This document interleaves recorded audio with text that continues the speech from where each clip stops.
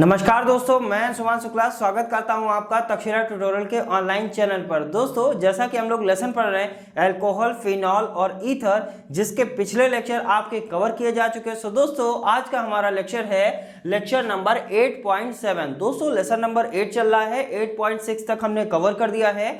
आज के लेक्चर में हम लेक्चर नंबर 8.7 में डिस्कस करने वाले हैं। जैसा कि हमने लेक्चर नंबर 8.6 में ये देखा हुआ था कि हमने एथिल अल्कोहल को बनाया था और एथिल अल्कोहल को कई विधियों के द्वारा बनाया था। अब हम कोई भी चीज जब बना लेते हैं तो उसकी क्या पढ़ते हैं, उसकी फिजिकल प्रॉपर्टीज पढ़ते हैं, फिर उसकी केमिकल प्रॉपर्टीज यानी उसके भौतिक गुण पढ़ते हैं, फिर उसके रासायनिक गुण पढ़ते हैं। यानी उसी क्रम को दोस्तों हम आगे बढ़ाएंगे। आज के लेक्चर में हम डिस्कस करेंगे एथिल अल्कोहल के भौतिक गुण क्या होते हैं, एथिल अल्कोहल के रासायनिक गुण क्या होते हैं, और इसके बाद में हम कुछ नए टॉपिक को भी डिस्कस करेंगे। सो दोस्तों, स्टार्ट करते हैं लेक्चर को और समझने की कोशिश करते हैं एथिल अल्कोहल के भौतिक गुण क्या होंगे, एथिल अल्कोहल के रासायनिक गुण क्या होंगे। सो दोस्तों, यहाँ पर भौतिक गुण हमने हेडिंग बना लिया है। जैसा कि आप भौतिक गुण और रासायनिक गुण दोनों लिखे हुए देख रहे हैं, इनको केवल समझना है।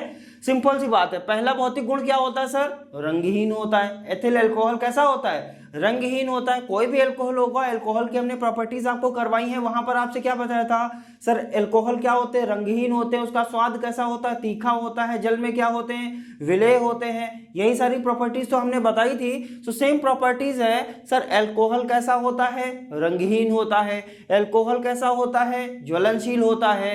अल्कोहल कैसा होता है? उसमें विशेष प्रकार की गंध होती है। अल्कोहल कैसा होता है? जल में विलेय होता है सर। उसका स्वाद कैसा होता है? तीखा स्वाद होता है। अब यहाँ पे आपका मेथिल अल्कोहल आ जाए, एथिल अल्कोहल आ जाए या नॉर्मल अल्कोहल आ जाए, क्या फिजिकल प्रॉपर्टीज बदलने वाली हैं? आप कहेंगे सर नहीं बदलेंगी। तो सिंपल सी बात है सर, रंगहीन होता है, ज्वलनशील होता है, विशेष प्रकार की गंध होती है, जल में विलेय होता है और तीखा स्वाद होता है। ये तो रहा इसकी फिजिकल प्रॉपर्टीज। रही बात केमिकल प्रॉपर्टीज, ये भी आपने पढ़ी हैं। हमने अल्कोहल की केमिकल प्रॉपर्टीज बहुत ही अच्छे से, बहुत सारी केमिकल प्रॉपर्टीज आपको कवर कराई हैं। आप वहां से भी केमिकल प्रॉपर्टीज को देख सकते हैं, आप यहां से भी कर सकते हैं। बस करना क्या है, वहां पर जब अल्कोहल कराया था तो वहां आर लगा देते थे। आर का मतलब होता था एल्किल समूह। अब एल्किल की जगह हमने पहले मेथिल का कराया, अब हम एथिल का करा रहे हैं। अब उस आर की जगह आपको क्या लगाना है? केवल C2H5 लगाना है। बाकी रिएक्शन वही रहेगा। रिएक्शन में कोई भी चेंज होने वाला नहीं है। आप चाहे तो यहां से रिएक्शन पढ़िए, या अगर अल्कोहल अच्छे से तैयार करना है, आप डायरेक्टली अल्कोहल के स्टार्टिंग के लेक्चर्स आप देख लीजिए, सारी चीजें आपको अच्छे से तैयार हो जाएंगी। लेकिन चलिए हम फिर भी डिस्कस कर लेते हैं एथिल अल्कोहल के कुछ रासायनिक गुण के डिस्कस कर लेते हैं। जैसे हमने मेथिल अल्कोहल की केमिकल प्रॉपर्टीज को डिस्कस किया हुआ था, उसी प्रकार से कुछ डिस्कस कर लेते हैं यहाँ पर एथिल अल्कोहल की केमिकल प्रॉपर्टीज क्या होती हैं। सो दोस्तों, पहली रिएक्शन हमने लिया, एथिल अल्कोहल लिया, किसके साथ रिएक्शन करा रहे हैं? सोडियम के साथ। और अल्कोहल की हमने दो प्रॉपर्टीज बताई थी सर। एथिल अल्कोहल होगा या मेथिल अल्कोहल होगा या कोई भी अल्कोहल होगा, वो दो प्रकार के रासायनिक गुण देगा। पहला रासायनिक गुण वो देगा जिसमें OH समूह से केवल हाइड्रोजन विस्थापित होगा, और दूसरा रासायनिक गुण वो होगा जिसमें पूरा का पूरा OH समूह क्या होगा? विस्थापित होगा। सो दोस्तों, और हमने बताया भी था, जब हम किसी अल्कोहल की सोडियम के साथ रिएक्शन कराते हैं तो OH पूरा का पूरा विस्थापित नहीं होता है, बल्कि केवल वहां से हाइड्रोजन विस्थापित होता है। इसका मतलब क्या होगा सर? यहां पर हाइड्रोजन जरा देखिए, यहां 2 लगा हुआ है। इसका मतलब आपके पास हाइड्रोजन कितना है? 2 हाइड्रोजन है। 2 हाइड्रोजन क्या हो जाएंगे? विस्थापित हो जाएंगे। इसका मतलब H2 यहां से निकल गया। आपके पास Na कितना था? 2 था। हाइड्रोजन आपने निकाले कितने? 2 ही तो हाइड्रोजन निकाले। तो इसका मतलब इस हाइड्रोजन की जगह सोडियम लग जाएगा, और सोडियम जब यहां पर लग गया तो इसको क्या बोलेंगे सर? इसको आप R बोलिए, इसको O बोलिए, इसको Na बोलिए। तो इसका नाम तो अब तो क्लियर होगा। इसको क्या बोलते हैं? सोडियम एल्कोक्साइड बोलते हैं कि नहीं बोलते हैं? इसको क्या बोलते हैं? Sodium alkoxide. अब इस एल्किल समूह की जगह हमने यहां पर एथिल लगा दिया, तो इसका नाम क्या हो जाएगा? सोडियम एथॉक्साइड हो जाएगा। अगर मेथिल लगा होता तो क्या हो जाता? सोडियम मेथॉक्साइड हो जाता। तो इस तरीके से केमिकल प्रॉपर्टीज हमने आपको करवाई हैं। आप वहां से भी कर सकते हैं, यहां से भी कर सकते हैं। सिंपल सी बात है, आपको अल्कोहल लेना है, सोडियम के साथ रिएक्शन करानी है। जब आप रिएक्शन कराएंगे तो आपको क्या मिल जाएगा सर? सोडियम एल्कोक्साइड मिलता है और हाइड्रोजन निकलती है। अगर मेथिल के साथ करा रहे हैं तो मेथॉक्साइड एथॉक्साइड मिल जाएगा, अगर एथिल के साथ कराएंगे तो एथॉक्साइड मिल जाएगा। कौन सा एथॉक्साइड मिलेगा सर? सोडियम एथॉक्साइड मिलेगा या सोडियम मेथॉक्साइड मिलेगा। सोडियम क्यों मिलेगा? क्योंकि यहाँ पर क्या लगा हुआ है? Na लगा हुआ। सो दोस्तों उम्मीद करते हैं पहली रिएक्शन आपको अच्छे से क्लियर हो गई होगी। बढ़ते हैं अगली रिएक्शन की तरफ। अगली रिएक्शन, इसके नाम से भी आप परिचित हैं। इसको क्या बोलते हैं सर? इसको बोलते हैं, आपने कई बार बताया हुआ है, इसको बोलते हैं, क्या बोलते हैं बताइए जरा, कोई लोग बता पाएंगे? तो इसको बोला जाता है एसिटिक एनहाइड्राइड। याद आया कुछ कि नहीं याद आया? बिल्कुल अच्छे से याद आ गया होगा। इसको क्या बोलते हैं? एसिटिक एनहाइड्राइड बोलते हैं। और हमने बताया था सर आप R ले लीजिए, CO ले लीजिए, इसका होल ट्वाइस लगाइए, बाहर क्या बना दीजिए आप O बना दीजिए, तो इसको क्या बोलते थे? एनहाइड्राइड बोलते थे। और हमने क्या कहा था सर, जब R की जगह आप CH3 ले लेंगे तो इसको क्या बोलेंगे? Acetic anhydride. क्या बोलते हैं? Acetic anhydride. अब हम केमिकल प्रॉपर्टीज पढ़ किसकी रहे हैं? एथिल अल्कोहल की केमिकल प्रॉपर्टीज को पढ़ रहे हैं। तो एथिल अल्कोहल इसके साथ क्या करेगा? रिएक्शन करेगा। किसके साथ? एनहाइड्राइड के साथ। कौन से एनहाइड्राइड है आपके पास? Acetic anhydride. कौन सा एनहाइड्राइड है आपका? एसिटिक एनहाइड्राइड के साथ क्या करेगा? एथिल अल्कोहल रिएक्शन करेगा।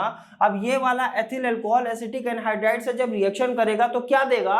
तो आपको पता है सर, जब यहाँ वाली रिएक्शन हमने ये वाली रिएक्शन आपको करवाई है कि जब एनहाइड्राइड आपका किसी अल्कोहल के साथ रिएक्शन करता था तो क्या देता था सर? कुछ इसी प्रकार से तो देता था, सोडियम एसीटेट देता था कि नहीं? सॉरी, ये क्या बोलते हैं इसको?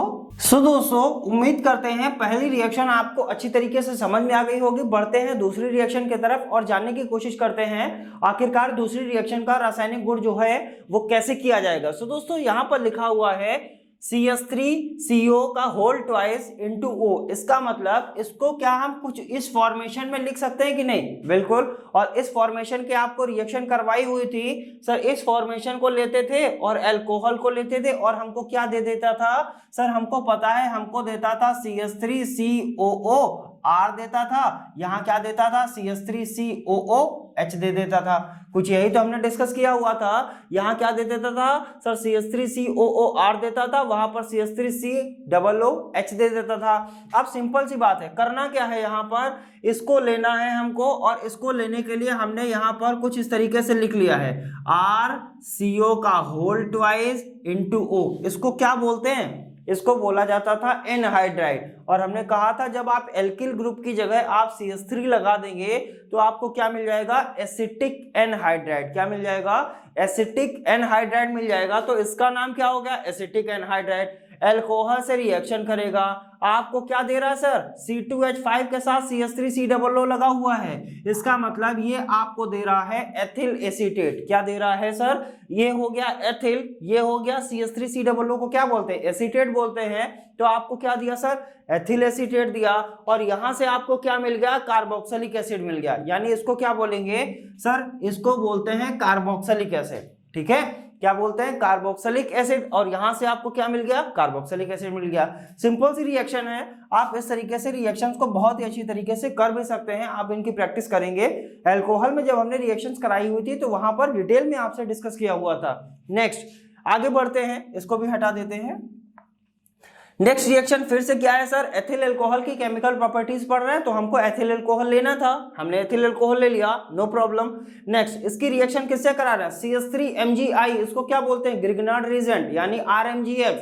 ग्रिग्नार्ड अभिकर्मक है। जब अल्कोहल ग्रिग्नार्ड अभिकर्मक से रिएक्शन करता था तो क्या देता था सर? आंसर पता है, हमको देता था एल्केन देता था। एल्केन का मतलब हमको क्या देगा? यहाँ पर मेथेन देगा। क्यों मेथेन देगा? क्योंकि यहाँ आपने क्या लिया है? CH3 लिया है और यहाँ से हाइड्रोजन निकलता है, इसके साथ जुड़ जाता है और यहाँ पर क्या बचता? CH3O बचता है, इसके साथ MgI लग जाता है। तो इस तरीके से एक कंपाउंड बना देता है। सो दोस्तों ये भी रिएक्शन आपको करवाई हुई थी। अल्कोहल जब ग्रिग्नार्ड रिएजेंट अर्थात ग्रिग्नार्ड अभिकर्मक के साथ अभिक्रिया करता है तो क्या देता है? एल्केन देता है। अब जो ग्रिग्नार्ड अभिकर्मक में आप यहाँ पर R लेंगे उसमें एक हाइड्रोजन को जोड़ देना। यहाँ CH3 था, एक हाइड्रोजन जोड़ेंगे CH4 हो जाएगा। CH4 को क्या बोलते हैं? मेथेन बोलते हैं। और बचा हुआ कंपाउंड क्या हो जाएगा? MgI के साथ में ऐड हो जाएगा और इस तरीके से आपको कंपाउंड दे देगा। ठीक है दोस्तों, उम्मीद करते हैं तीनों रिएक्शंस आपको अच्छी तरीके से क्लियर हो गई होंगी। बढ़ते हैं अगली रिएक्शन की तरफ। दोस्तों अगली रिएक्शन भी हमने जो भी यहाँ पर लिखी हुई है वो भी रिएक्शन आपको समझाई हुई है।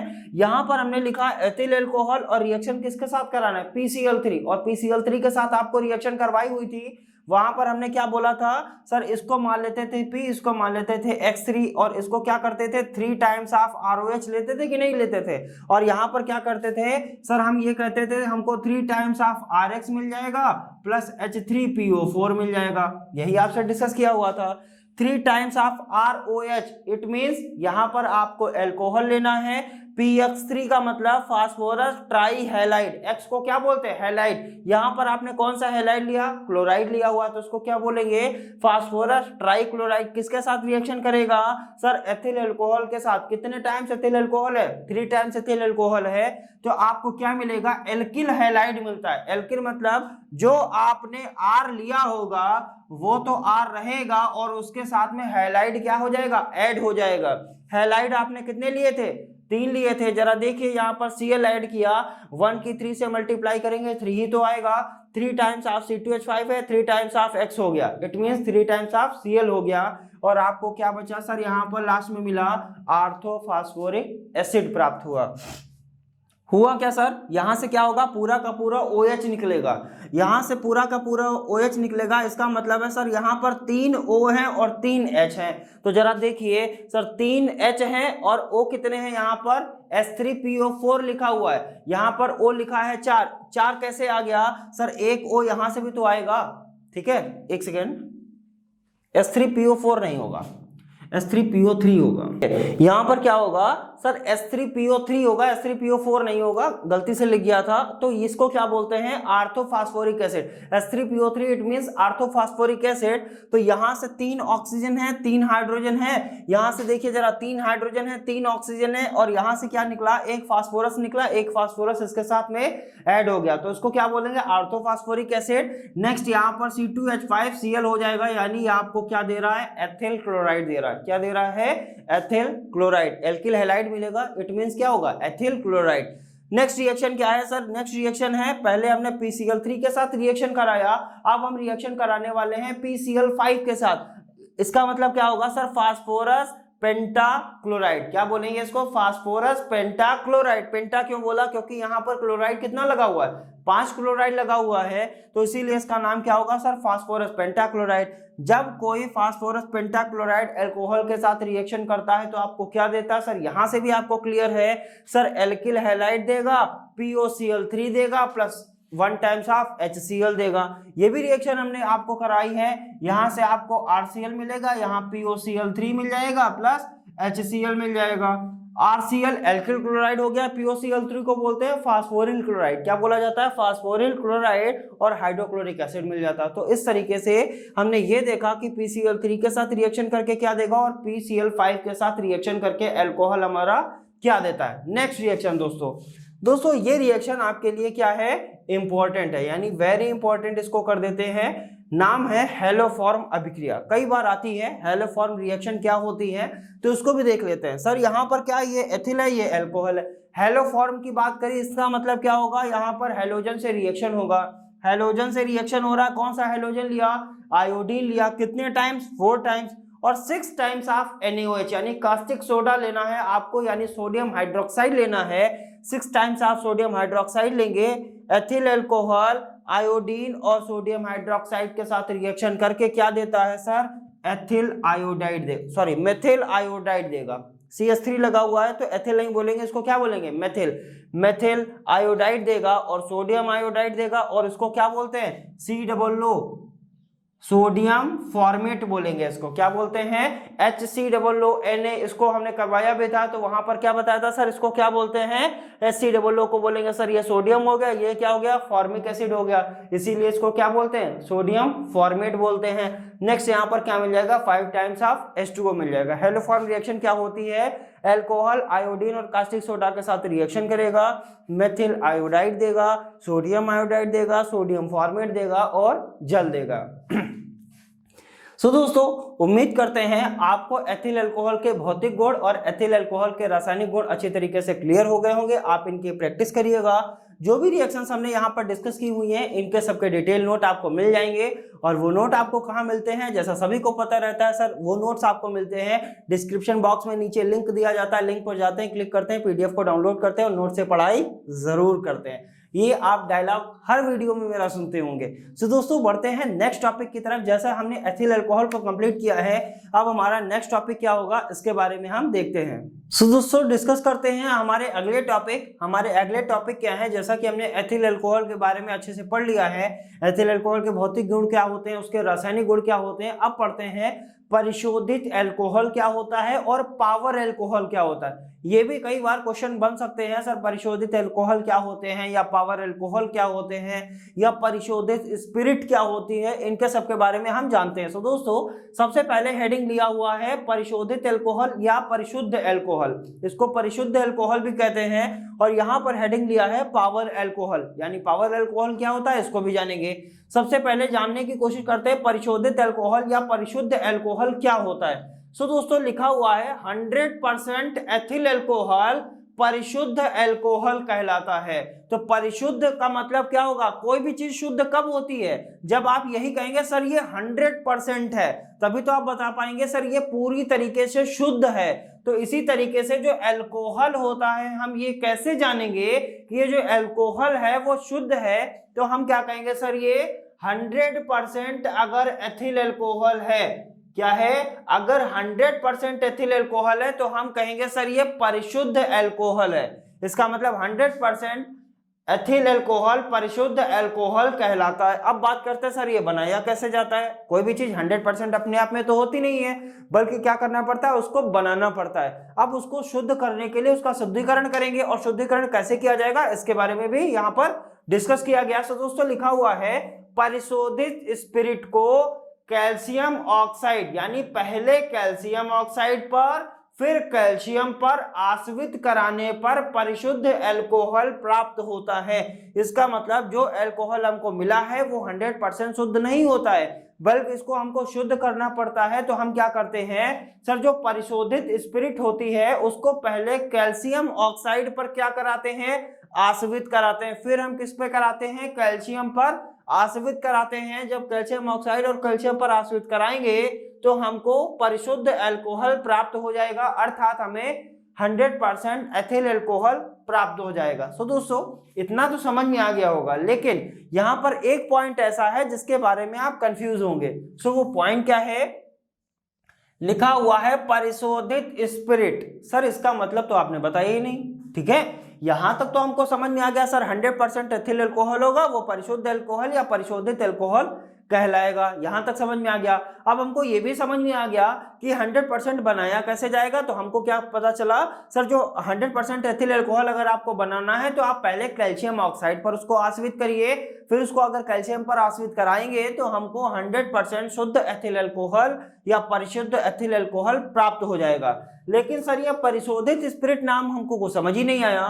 तो दोस्तों औद्योगिक निर्माण के द्वारा हमने एथिल अल्कोहल आपको बनवाया था, तो जो औद्योगिक निर्माण के द्वारा जो एथिल अल्कोहल प्राप्त होता है उसे ही परिशोधित स्पिरिट कहते हैं। ध्यान दीजिएगा, औद्योगिक विधि के द्वारा प्राप्त एथिल अल्कोहल परिशोधित स्पिरिट कहलाता है। अर्थात जब हम इंडस्ट्रियल मेथड से एथिल अल्कोहल को प्राप्त कर लेते हैं तो हम पहले उसको कैल्शियम ऑक्साइड पर आश्रित कराते हैं, फिर उसको कैल्शियम पर आश्रित कराते हैं, जिससे हमको 100% एथिल अल्कोहल प्राप्त हो जाता है। और 100% एथिल अल्कोहल को ही हम क्या कहते हैं, परिशुद्ध अल्कोहल कहते हैं। जो इंडस्ट्रियल मेथड से आप एथिल अल्कोहल बनाते हैं वो 100% शुद्ध नहीं होता है, तो वो क्या कहलाता है सर, परिशोधित स्पिरिट कहलाता है। उसको शुद्ध करना पड़ता है, और जब शुद्ध कर लेते हैं तभी वो क्या कहलाएगा, परिशुद्ध अल्कोहल कहलाता है। सो दोस्तों उम्मीद करते हैं पहला पॉइंट क्लियर हो गया होगा। बढ़ते हैं पावर अल्कोहल की तरफ। आखिरकार सर ये पावर अल्कोहल क्या है, तो लिखा हुआ है औद्योगिक अल्कोहल अर्थात परिशोधित स्पिरिट। देखिए यहाँ पर साफ साफ लिखा गया है, आप औद्योगिक अल्कोहल को ही हम क्या कहते हैं, परिशोधित स्पिरिट कहते हैं। अब तो बिल्कुल क्लियर हो गया होगा सर, औद्योगिक अल्कोहल अर्थात परिशोधित स्पिरिट बेंजीन की उपस्थिति में पेट्रोल में मिश्रित हो जाता है। जो आपका अल्कोहल होता है, जो इंडस्ट्रियल मेथड से अल्कोहल बनाते हैं, वो क्या कहलाता है, परिशोधित स्पिरिट। ये क्या होता है सर, ये बेंजीन की उपस्थिति में मिश्रित हो जाता है, किसमें, पेट्रोल में मिश्रित हो जाता है। अब इससे होगा क्या, लिखा है अतः औद्योगिक एल्कोहल और बेंजीन का मिश्रण पावर एल्कोहल कहलाता है। यानी पावर एल्कोहल क्या है, जो औद्योगिक एल्कोहल है और जो बेंजीन है, जब ये आपस में मिल जाते हैं, इसे ही हम क्या बोलते हैं, इसे ही कहते हैं पावर एल्कोहल। सो दोस्तों उम्मीद करते हैं दोनों टॉपिक आपको समझ में आ गए होंगे। बढ़ते हैं नेक्स्ट टॉपिक की तरफ। सो दोस्तों बढ़ते हैं नेक्स्ट टॉपिक की तरफ। जो हमारा अगला टॉपिक है वो क्या है, फिनॉल। हमको क्या पढ़ना है, सबसे पहले हमने ये देखा एल्कोहल क्या होता है, फिर हमने ये देखा मेथिल एल्कोहल क्या होता है, फिर हमने ये देखा एथिल एल्कोहल क्या होता है। वो तो थे हमारे एलिफेटिक एल्कोहल। अब हम चले जाते हैं एरोमेटिक में। तो एरोमेटिक में हम किसकी बात करने वाले हैं, फिनॉल की। यानी OH तो जुड़ा हुआ है, लेकिन किससे जुड़ा हुआ है, एरोमेटिक रिंग से जुड़ा हुआ है, C6H5। ठीक है, तो इसीलिए इसको क्या बोलते हैं सर, हमने कई बार डिस्कस भी किया है, C6H5। इसको हम कैसे लिख सकते हैं सर, इसको हम कुछ इस प्रकार से भी लिख सकते हैं। और हमने क्या कहा था सर, बेंजीन में जब ऊपर की तरफ OH होता है, तो आपने फर्स्ट ईयर में भी पढ़ा होगा, इसे क्या बोलते हैं, फिनॉल बोलते हैं। अब हम बात करते हैं सर फिनॉल को कैसे बनाया जाएगा, इसके बनाने की विधियां क्या होंगी सर, फिनॉल के भौतिक गुण क्या होंगे, फिनॉल के रासायनिक गुण क्या होंगे, इनका सबका हम डिस्कस करने वाले। सो दोस्तों हम बात करते हैं सबसे पहले फिनॉल को बनाया कैसे जाएगा, इसकी प्रयोगशाला मेथड क्या है, इसकी इंडस्ट्रियल मेथड क्या है, इसको भी हम डिस्कस करेंगे। जैसा कि आप यहाँ पर लिखा हुआ देख रहे हैं, पहली विधि हमने लिखा है प्रयोगशाला विधि, दूसरी हमारी जनरल विधि है, जनरल विधि के द्वारा हम भी बना सकते हैं किसको, फिनॉल को, और तीसरी हमने लिया है इंडस्ट्रियल मेथड। इंडस्ट्रियल मेथड के अकॉर्डिंग हम दो प्रकार से फिनॉल को बना सकते हैं। सो दोस्तों वन बाय वन डिस्कस करते हैं। पहले प्रयोगशाला मेथड डिस्कस करेंगे, पहले प्रयोगशाला मेथड डिस्कस करेंगे, उसके बाद में हम जनरल मेथड डिस्कस करेंगे, उसके बाद में हम इंडस्ट्रियल मेथड के जो दो टाइप हैं उनको डिस्कस करेंगे, फिर हम पढ़ेंगे फिनॉल के भौतिक गुण क्या होते हैं, फिर हम पढ़ेंगे फिनॉल के रासायनिक गुण क्या होंगे, और रासायनिक गुण के साथ हमारा लेक्चर क्या हो जाएगा, एंड हो जाएगा। सो दोस्तों एंड नहीं होगा, जो बचे हुए रासायनिक गुण हैं वो अगले लेक्चर्स में भी कंप्लीट किए जाएंगे। सो दोस्तों बढ़ते हैं वन बाय वन। सबसे पहले हम बात करते हैं प्रयोगशाला मेथड, यानी लेबोरेटरी मेथड में हम कैसे बनाएंगे इसको, किसको, फिनॉल को। लिखा हुआ है C6H5N2Cl। सर इस नाम से हम बहुत अच्छे से परिचित हैं। इसको क्या बोलते हैं सर, बेंजीन डाइएजोनियम क्लोराइड। और बेंजीन डाइएजोनियम क्लोराइड की हमने बहुत सारी आपको रिएक्शंस करवाई हुई हैं, बहुत ही ज्यादा रिएक्शंस करवाई हुई हैं। बेंजीन डाइएजोनियम क्लोराइड यहाँ पर हमने क्या लिया, प्रयोगशाला विधि से जब आप फिनॉल बनाएंगे तो आपको क्या लेना पड़ेगा, बेंजीन डाइएजोनियम क्लोराइड। और हमने कई बार बोला हुआ है सर इसका Cl निकलता है और पूरा का पूरा नाइट्रोजन निकलता है। हमने यही तो बताया हुआ है सर, जो इसका Cl निकलेगा वो कैसे निकलेगा, इसको अगर तोड़ेंगे तो इसमें किसमें किसमें टूटेगा, OH और H में टूटेगा। अब ये वाला HCl को लेके बाहर हो जाएगा, N2 पूरा का पूरा निकल जाएगा, और ये वाला क्या हो जाएगा, OH यहाँ पर ऐड हो जाएगा। बेंजीन डाइएजोनियम क्लोराइड का कैरेक्टर हमने बताया था, पहले Cl निकालिए, नाइट्रोजन निकाल दीजिए, और Cl किसी हाइड्रोजन के साथ निकल के क्या हो जाएगा, बाहर हो जाएगा। तो इस वाले हाइड्रोजन के साथ Cl क्या हो जाएगा, बाहर हो जाएगा, और क्या बनाएगा, HCl बनाएगा। नेक्स्ट नाइट्रोजन यहां पर आ जाएगा, और C6H5 के साथ क्या लग जाएगा, OH, और C6H5OH कहलाता क्या है, आंसर क्या है सर, फिनॉल कहलाता है। क्या कहलाता है, फिनॉल कहलाता है। सो दोस्तों उम्मीद करते हैं लेबोरेटरी मेथड बहुत ही आसान भी है। बेंजीन डाइएजोनियम क्लोराइड लेना है, इसकी जल से रिएक्शन कराना है और भाप आसवन करा देंगे। जैसे ही भाप आसवन कराएंगे तुरंत आपको क्या मिल जाएगा, फिनॉल मिल जाएगा, नाइट्रोजन मिल जाएगा और हाइड्रोक्लोरिक एसिड मिल जाएगा, नो प्रॉब्लम। बढ़ते हैं आगे की तरफ। जनरल मेथड हमारी क्या है, जनरल मेथड के अकॉर्डिंग हम कैसे फिनॉल को बना सकते हैं इसका भी डिस्कशन हम करेंगे। सो दोस्तों जनरल मेथड भी देखेंगे, जरा इसको ध्यान से देखिएगा। अगर ये मेथड समझ में आ गया तो ये रिएक्शन ऑटोमेटिक समझ में आ जाएगा, फिर हमको इसको समझाने की कोई भी आवश्यकता नहीं है। और ये रिएक्शन तो बहुत ही आसान है, इसको भी समझाने की कोई आवश्यकता नहीं है। तो सिंपल सी बात है, अगर ये रिएक्शन समझ में आ गया तो बहुत ही अच्छी तरीके से दूसरी रिएक्शन आपको समझ में आ जाएगी। तो दोस्तों बढ़ते हैं आगे की तरफ। ये क्या लिया हुआ है सर, C6H5Cl। इट मींस ये एल्किल क्लोराइड लिया गया कि नहीं, और एल्किल की जगह हमने क्या लिया, C6H5। इसको क्या बोलते हैं, कई बार फेनिल भी बोलते हैं या बेंजिल भी बोलते हैं। तो फेनिल क्लोराइड लिया है यहाँ पर, C6H5Cl लिया, इसकी रिएक्शन हमने किसके साथ कराया, NaOH के साथ कराया। पहले इतना ध्यान रखिए सर, एल्किल क्लोराइड की रिएक्शन जब हम NaOH के साथ कराएंगे और अगर हमको फिनॉल बनाना है तो यहाँ पर एल्किल की जगह C6H5 लेना है, NaOH के साथ जब रिएक्शन कराएंगे तो ये वाला Cl क्या हो जाएगा, Na के साथ बाहर हो जाएगा। एक Cl है तो एक ही Na तो बाहर जाएगा, तो यहां से जो एक Na बचेगा वो यहां पर ऐड हो जाएगा, लेकिन क्या डायरेक्ट ऐड हो जाएगा, तो नहीं, एक ऑक्सीजन यहां से ऐड होगा। चलिए देखते हैं क्या हुआ। C6H5 था, C6H5 लिखा, यहां से एक ऑक्सीजन उठाइए, एक ऑक्सीजन लगाया, यहां से एक Na आएगा और एक Na यहां पर लगेगा, तो ये क्या बना सर, इसके नाम से आप परिचित हैं कि नहीं, R की जगह आपने C6H5 को लिया, RONO को क्या बोलते हैं, सोडियम एल्कोक्साइड, यही तो बोला जाता है। अब इसका नाम क्या होगा सर, इसको फेनिल बोलते हैं, इसीलिए इसको क्या बोलेंगे, सोडियम फिनॉक्साइड। क्या बोला जाएगा, सोडियम फिनॉक्साइड या सोडियम बेंजॉक्साइड, ऐसा भी बोल सकते हैं। क्या बोल सकते हैं सर, सोडियम फिनॉक्साइड या सोडियम बेंजॉक्साइड। अब ये सोडियम बेंजॉक्साइड मिल गया, अभी आपके पास एक ऑक्सीजन बचा है, दो हाइड्रोजन बचे हैं। जब दो हाइड्रोजन होता है, एक ऑक्सीजन होता है, तो क्या बनाता है, H2O बनाता है। और हमने क्या कहा था सर, एक Na एक Cl के साथ क्या हो जाएगा, बाहर हो जाएगा।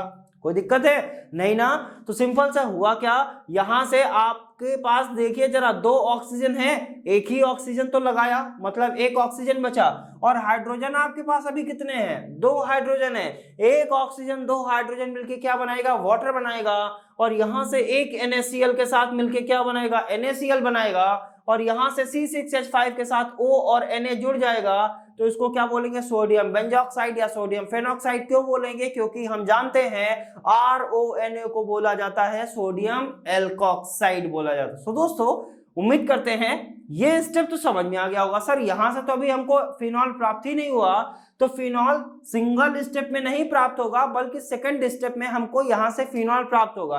अब यहां से जो आपको मिला हुआ है सोडियम एल्कोक्साइड जो मिला हुआ है, अर्थात जो सोडियम बेंजॉक्साइड मिला हुआ है, ये फिर रिएक्शन करेगा और किसके साथ अब करेगा, H2SO4, it mean sulphuric acid के साथ ये रिएक्शन करेगा। अब यहां ध्यान रखिएगा, यहां से आपको C6H5ONA जो मिला हुआ है वो यहां आएगा, इसको क्या ले लेना है, 2 टाइम्स ले लेना है। क्यों, क्योंकि हमको फिनॉल बनाना है, इसके आगे की रिएक्शन भी कंप्लीट करनी होती है। और दोस्तों जैसा सभी को पता रहता है, रिएक्शन को बैलेंस किया जाता है, तो बैलेंस करने के लिए हम क्या लेंगे, यहाँ पर सोडियम फिनॉक्साइड या सोडियम बेंजॉक्साइड को 2 टाइम्स लेंगे, H2SO4 से रिएक्शन कराएंगे तो होगा क्या सर, 2 टाइम्स ऑफ C6H5 था, 2 टाइम्स ऑफ C6H5 है। फिनॉल के लिए हमको क्या करना पड़ेगा, OH लगाना पड़ेगा। अब आपके पास क्या बचा सर, आपके पास बचा है 2 Na बचे हैं। क्या बचा है, 2 Na बचा है सर, एक सल्फेट आयन बचा था, एक सल्फेट लगा दिया और इसको क्या बोलते हैं, सोडियम सल्फेट बोलते हैं। क्या बोलते हैं, सोडियम सल्फेट बोलते हैं। अब दोस्तों जैसा सभी को पता रहता है, ये सल्फेट पूरा का पूरा अलग हो जाएगा, यहाँ H कितना है, 2 है, ये वाला Na हटेगा, यहाँ पर 2 H लग जाएंगे। देखिए जरा, यहाँ पर H लगा दिया, H देखिए यहाँ पर 2 है कि नहीं है, बिल्कुल क्लियर हो गया होगा।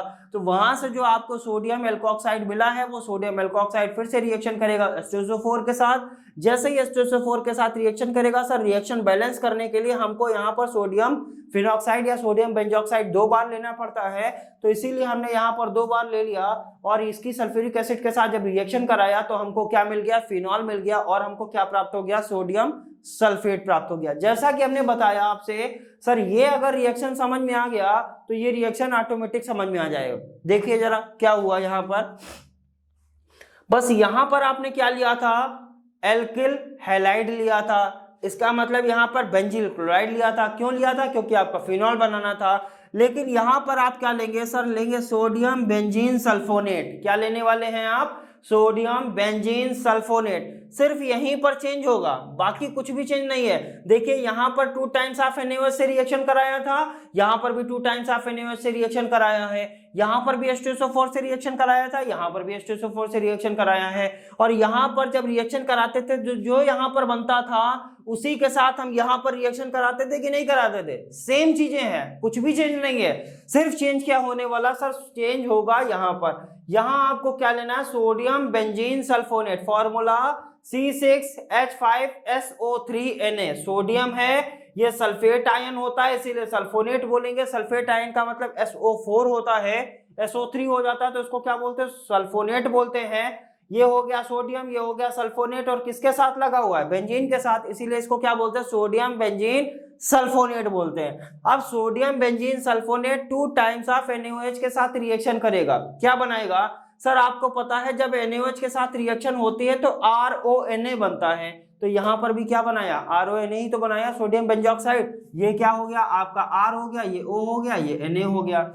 और वहां पर क्या बनता था सर, वहां पर NaCl बनता था, कब, जब यहां पर Cl होता था, यहां पर तो सल्फेट है, इसीलिए क्या बनेगा सर, ये सोडियम क्या करेगा, इस सल्फेट को लेके बाहर हो जाएगा। एक 2 Na यहां पर है और एक Na यहां पर है, यहां पर है, एक Na यहां पर है। देखिए जरा यहां से आप इससे समझ सकते हैं सर, ये वाला Na और इस वाले सल्फेट को लेके बाहर हो जाएगा Na2SO3, Na2 2Na है कि नहीं है, बिल्कुल 2Na है। SO3 कितना है, एक SO3 है, एक SO3 के साथ क्या हो जाएगा, बाहर हो जाएगा, प्लस आपको क्या मिल जाएगा, वाटर मिल जाएगा। क्यों मिल जाएगा, क्योंकि हमको पता है यहां से क्या होगा, एक ऑक्सीजन निकलेगा तभी तो यहां पर सल्फेट हटेगा। यहां से एक ऑक्सीजन उठाया और इस सल्फेट को हटाया, क्यों हटाया, क्योंकि ये Na के साथ क्या हो जाएगा, बाहर हो जाएगा। ये वाला एक ऑक्सीजन यहां आया तो इसका मतलब यहां क्या बचा, एक ऑक्सीजन बचा और 2 हाइड्रोजन, और एक ऑक्सीजन और 2 हाइड्रोजन मिलकर क्या बनाते हैं, वाटर बनाते हैं। ठीक है,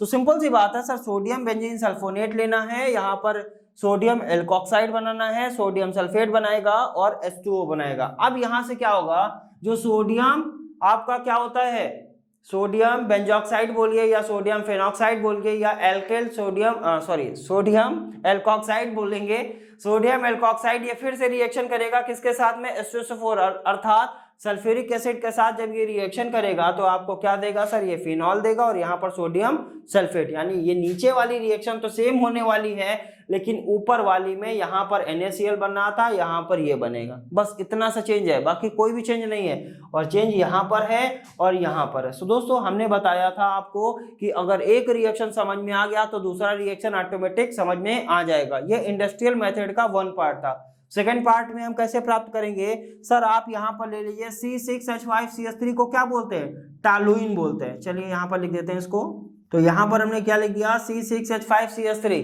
CH3 का मतलब ये OH हटाइए, अगर यहाँ CH3 लगा देते हैं तो इसको क्या बोला जाएगा, टॉलुइन बोला जाएगा। और हमको बनाना क्या है सर, टॉलुइन से बनाना है फिनॉल। अब देखिए जरा OH लगा दिया वहां पर, टॉलुइन से हमको क्या बनाना है, फिनॉल। यहां से हमने C6H5OH लगाया, कब लगाया, जब इसकी रिएक्शन हमने कराया ऑक्सीजन के साथ, मैंगनीज क्लोराइड और आपका क्यूप्रस क्लोराइड के साथ। ये क्या करेगा, इसकी उपस्थिति में रिएक्शन करेगा और आपको फिनॉल दे देगा, कार्बन डाइऑक्साइड और जल भी प्राप्त हो जाएगा। सो दोस्तों इस प्रकार से हम ये देखते हैं कि इंडस्ट्रियल मेथड के अकॉर्डिंग हम फिनॉल को कैसे बनाएंगे, लेबोरेटरी में फिनॉल को कैसे बनाएंगे और जनरल मेथड में फिनॉल को कैसे बनाया जाएगा। ये तीनों मेथड्स आपको अच्छे से समझ में आ गई होंगी। बढ़ते हैं आगे की तरफ। जैसा कि हम जब कोई भी चीज बना लेते हैं तो हम क्या पढ़ते हैं, उसके फिजिकल प्रॉपर्टीज पढ़ते हैं, फिर उसकी केमिकल प्रॉपर्टीज पढ़ते हैं। तो दोस्तों बढ़ते हैं फिजिकल प्रॉपर्टीज की तरफ, यानी भौतिक गुण क्या होंगे फिनॉल के, फिर हम पढ़ेंगे रासायनिक गुण क्या होते हैं फिनॉल के। सो दोस्तों बढ़ते हैं, जैसा कि अभी हमने ये डिस्कस किया हुआ है फिनॉल बनाने की विधियां क्या होती है, अब पढ़ेंगे इसके भौतिक गुण क्या होते हैं, फिर पढ़ेंगे इसके रासायनिक गुण क्या होते हैं। दोस्तों जैसा कि हम यहाँ पर फिनॉल के भौतिक गुण पढ़ने के बाद इसके रासायनिक गुण जब पढ़ेंगे तो यहाँ पर हम केवल 2 ही रासायनिक गुण देखेंगे, बचे हुए रासायनिक गुण हम अगले लेक्चर में डिस्कस करेंगे, क्योंकि रासायनिक गुण इसके क्या होते हैं, इंपॉर्टेंट होते हैं। चलिए दोस्तों बढ़ते हैं भौतिक गुणों की तरफ। यहाँ पर भौतिक गुण लिखा हुआ है, पहला क्या है सर, रंगहीन। इसका मतलब फिनॉल कैसा होता है, रंगहीन होता है, नो प्रॉब्लम। फिनॉल कैसा होता है, क्रिस्टली ठोस के रूप में होता है, कोई दिक्कत नहीं है। फिनॉल में विशेष प्रकार की गंध होती है और फिनॉल कैसा होता है सर, विषैला यौगिक होता है। रंगहीन होता है, क्रिस्टली ठोस होता है, विषैला यौगिक होता है, विशेष प्रकार की गंध होती है। ये तो हो गई उसकी फिजिकल प्रॉपर्टीज। बढ़ते हैं केमिकल प्रॉपर्टीज की तरफ। यहाँ पर दोस्तों केवल और केवल हमने 2 केमिकल प्रॉपर्टीज ली हैं। कैसे करेंगे इसको, लिखा हुआ है फिनॉल दुर्बल अम्ल जैसा व्यवहार करता है। साफ साफ लिखा गया सर, फिनॉल जो होता है वो दुर्बल अम्ल जैसा व्यवहार करता है। क्यों व्यवहार करता है, तो लिखा गया सर फिनॉल का फॉर्मूला C6H5OH, यही तो होता है फिनॉल का फॉर्मूला।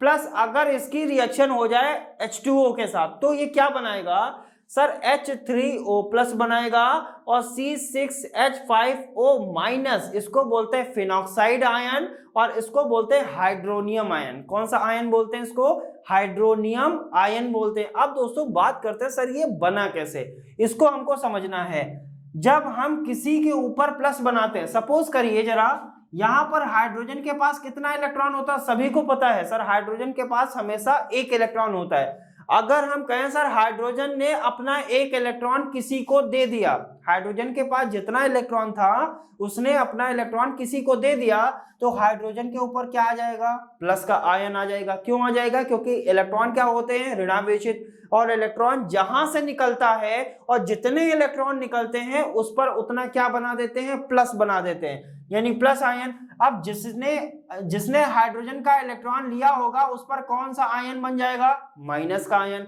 इतना समझ में आ गया होगा। अब इसको समझते हैं। सर ये है फिनॉल, OH में जो बॉन्ड बना हुआ है, तो बॉन्ड कब बनता है? जब इलेक्ट्रॉन साझा करते हैं तभी तो बॉन्ड बनता है। तो हाइड्रोजन ने अपना एक इलेक्ट्रॉन साझा किया होगा, ऑक्सीजन ने अपना एक इलेक्ट्रॉन साझा किया होगा, तभी तो यहां पर बॉन्ड बना होगा। अब हमने क्या कहा? हाइड्रोजन ने अपना एक इलेक्ट्रॉन ऑक्सीजन को दे दिया, तो यहां से हाइड्रोजन जो निकला वो किस रूप में निकला? H+ के रूप में निकला। अब ये H+ वाला हाइड्रोजन कहां जाएगा? वाटर के पास जाएगा। तो यहां पर H पहले से 2 थे, एक H और आ जाएगा, H कितना हो जाएगा? 3। O था, O है, और हाइड्रोजन कौन सा आयन लेकर आया है? प्लस का आयन लेकर आया, इसीलिए H3O+ बना देगा। इतना समझ में आया।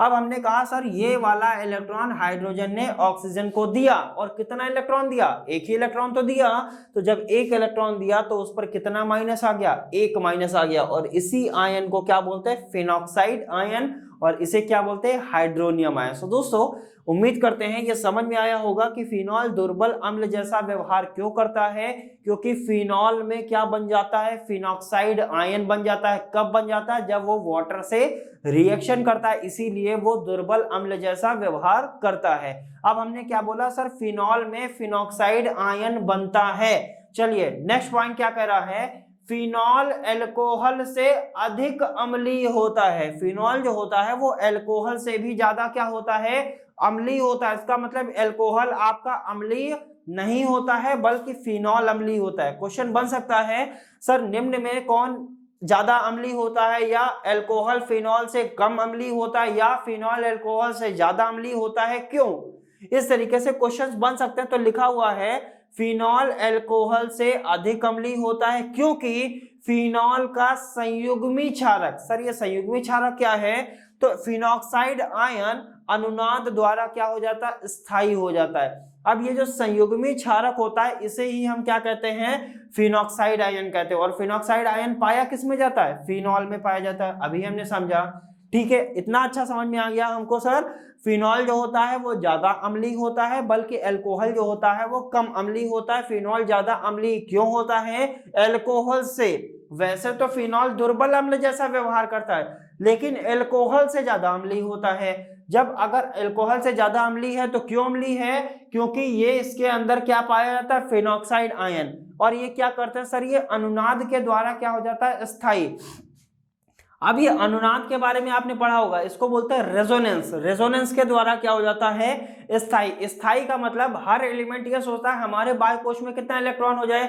8 इलेक्ट्रॉन हो जाए। और 8 इलेक्ट्रॉन बनाने के लिए वो क्या हो जाएगा सर? वो किसी से इलेक्ट्रॉन लेगा या किसी को इलेक्ट्रॉन देगा, यही तो काम करता है। और अगर उसके पास बाह्य कोश में 8 इलेक्ट्रॉन हो गया तो वो क्या हो जाता है? स्थायी हो जाता है। सो दोस्तों बात करते हैं, ये रहा आपका फिनॉल। फिनॉल का मतलब क्या हुआ सर? हमने बोला ये ऑक्सीजन है, एक ऑक्सीजन भी कितना बॉन्ड बनाएगा? 4 ही तो बनाएगा। यहां पर हम बात करते हैं ऑक्सीजन के बाह्य कोश में हम कहें आपसे 8 इलेक्ट्रॉन होने चाहिए, ठीक है? तो 8 इलेक्ट्रॉन कैसे बनाएंगे? 2 इलेक्ट्रॉन यहां, 2 इलेक्ट्रॉन यहां, 2 इलेक्ट्रॉन यहां और 2 इलेक्ट्रॉन यहां, तभी तो आप बनाएंगे।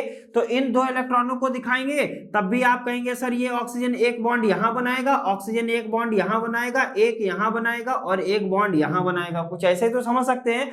जरा देखिए यहां पर भी 2 इलेक्ट्रॉन है, यहां पर भी 2 इलेक्ट्रॉन है, यहां पर भी आपके 2 इलेक्ट्रॉन है, और यहां पर भी आपके क्या है? 2 इलेक्ट्रॉन है कि नहीं है? जरा देखिए ये रहा फिनॉल। फिनॉल का मतलब ये OH जब इस फिनिल से जुड़ा हुआ है तो इसका मतलब 2 इलेक्ट्रॉन यहां हो गए, इसका मतलब 2 इलेक्ट्रॉन यहाँ पर हैं और 2 इलेक्ट्रॉन यहाँ हैं और 2 इलेक्ट्रॉन यहाँ, जरा 8 इलेक्ट्रॉन है कि नहीं है। फिर हमने क्या कहा सर, फिनॉल में होता क्या है, हाइड्रोनियम आयन। इसका मतलब हाइड्रोजन क्या करेगा, ये H आयन, यहाँ से H वाला जो हाइड्रोजन है वो अपना एक इलेक्ट्रॉन दे देगा, ऑक्सीजन को देगा। जब ये एक इलेक्ट्रॉन ऑक्सीजन को देगा, अभी चलिए समझ लीजिए यहाँ पर हाइड्रोजन नहीं है, तो अगर हाइड्रोजन नहीं है तो ऑक्सीजन के पास अभी कितना इलेक्ट्रॉन है, एक ही अभी टोटल ऑक्सीजन के पास कितना इलेक्ट्रॉन, 2 2 4 2 6 और एक 7 ही इलेक्ट्रॉन तो है। अब हम बात करते हैं कैसे क्या होगा सर, ये हाइड्रोजन क्या करेगा, यहाँ पर एक इलेक्ट्रॉन अपना ऑक्सीजन को दे देगा। जब ये एक इलेक्ट्रॉन इसको देता है तो ऑक्सीजन के बाय कोश में कितना इलेक्ट्रॉन हो गया, 8 हो गया कि नहीं, 2 2 4 2 6 और 2 8। एक इलेक्ट्रॉन इसने दिया है इसीलिए इस पर क्या आ जाएगा, एक माइनस आएगा, और हाइड्रोजन H+ के रूप में निकला हुआ है तो इसीलिए H+ को क्या बोलते हैं, प्रोटॉन बोलते हैं। तो यहां पर क्या हुआ, अनुनाद के द्वारा ये क्या हो गया, स्थायी हो गया, कौन, फिनॉल। अब हम समझ लेते हैं अल्कोहल के बारे में, नॉर्मल अल्कोहल। यहां पर हमने कौन सा अल्कोहल लिया, एथिल अल्कोहल।